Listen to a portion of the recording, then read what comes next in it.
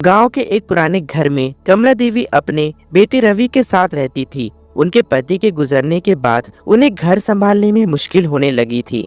लेकिन उनके घर के आंगन में एक पेड़ था जहां एक चुड़ैल रहती थी जो कमला देवी को रोज काम करते देखती थी। ओहो, बेचारी ये कमला देवी, इनके पति के जाने के बाद इन्हें घर में काम करने में बहुत परेशानी होती है। एक काम करती हूँ, मैं इनकी मदद कर देती हूँ, इन्हें भी अच्छा लगेगा। फिर अगले दिन वो चुड़ैल कमला देवी के सामने आती है। उसे देख कमला देवी डर जाती है। अरे बाप रे, ये चुड़ैल कहाँ से आ गई यहाँ रे, मैं तो मर गई रे। अरे अरे अरे, आप डरिए मत कमला देवी जी, मैं आपको नुकसान पहुँचाने नहीं आई हूँ। भला ऐसे कैसे हो सकता है? मेरे सामने चुड़ैल खड़ी है और मैं उससे डरूं ना? अरे, आप मेरे ऊपर भरोसा कर सकती हैं, मैं आपको कुछ नहीं करूँगी। चुड़ैल की ऐसी बात सुनकर कमला देवी को चुड़ैल के ऊपर भरोसा होने लगा। अच्छा, वो तो ठीक है, मगर तुम यहाँ कैसे आई हो? अरे, दरअसल मैं पास के पेड़ में कई साल से रह रही थी और मैं आपको हर दिन हर समय देखती थी।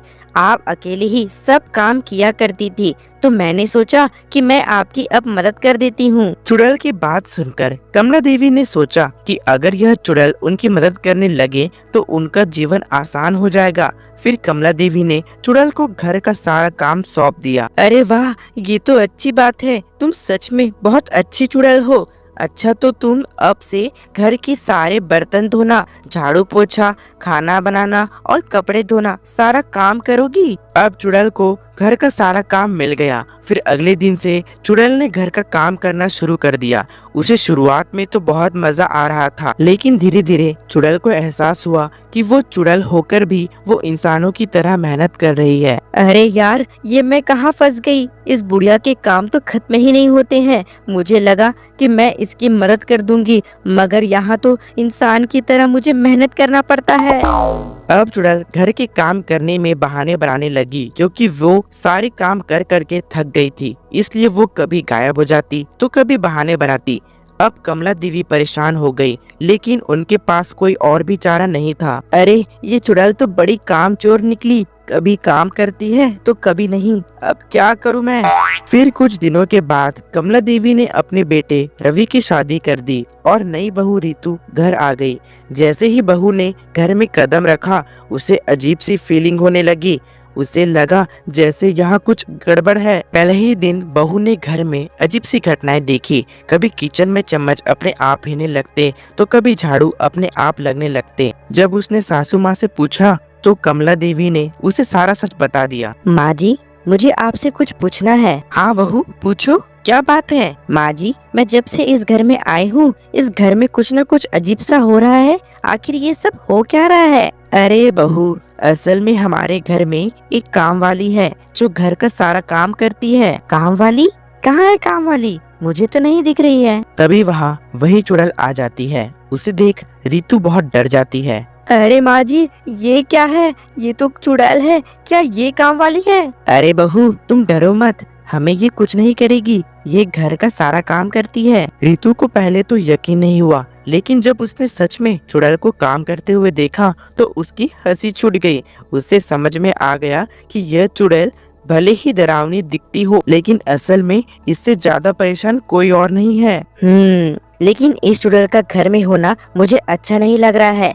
अब मुझे इसे घर से भगाना होगा। इस चुड़ैल के कारण घर का वातावरण खराब हो गया है। पता नहीं माँ जी ने इसे काम में क्यों रखा है। अब रीतू ने ठान लिया कि वो उस चुड़ैल को सबक सिखाएगी। उसने जानबूझकर घर का काम और बढ़ा दिया और अब चुड़ैल को हर रोज झाड़ू पोछा के साथ साथ कपड़े धोना, दीवार साफ करना और बगीचे की देखभाल भी करना पड़ता था। अब धीरे धीरे चुड़ैल की हालत खराब होने लगी।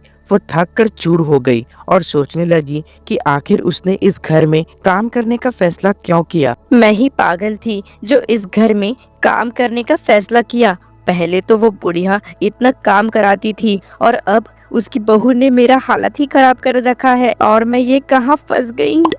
अब रीतू जानबूझकर उसे और परेशान करने लगी। कभी तो आधी रात को उसे कपड़े धुलवाती तो कभी सुबह सुबह झाड़ू लगवाने लगती।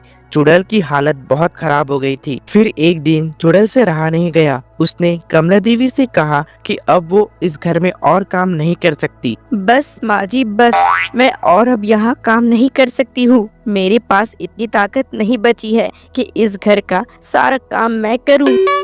क्या? तूने तो अभी तक इस घर में काम ही क्या किया है? और तूने तो खुद ही यहाँ काम करने का मन बनाया था, तो अब फिर यहाँ से क्यों भाग रही है? नहीं नहीं, अब मैं और यहाँ काम नहीं कर सकती हूँ और मुझे अपनी चुड़ैलों की दुनिया में वापस जाना है, जहाँ मैं सिर्फ डराना चाहती हूँ, झाड़ू पोछा नहीं। फिर रितु ने हंसते हुए घर का दरवाजा खोल दिया और वो चुड़ैल घर छोड़कर भाग गई। आपको हमारी यह कहानी कैसी लगी कमेंट कर जरूर बताएं और ऐसी ही मज़ेदार कहानी देखने के लिए हमारे YouTube channel dream Hindi Toons को सब्सक्राइब करें, लाइक करें और शेयर करें। मिलते हैं आपको अगली कहानी के साथ, तब तक के लिए धन्यवाद। आपको हमारी यह कहानी कैसी लगी कमेंट कर जरूर बताएं और ऐसी ही मज़ेदार कहानी देखने के लिए हमारे YouTube channel dream Hindi Toons को सब्सक्राइब करें, लाइक करें और शेयर करें। मिलते हैं आपको अगली कहानी के साथ, तब तक के लिए धन्यवाद। आपको हमारी यह कहानी कैसी लगी कमेंट कर जरूर बताएं और ऐसी ही मज़ेदार कहानी देखने के लिए हमारे YouTube channel dream Hindi Toons को सब्सक्राइब करें, लाइक करें और शेयर करें। मिलते हैं आपको अगली कहानी के साथ, तब तक के लिए धन्यवाद।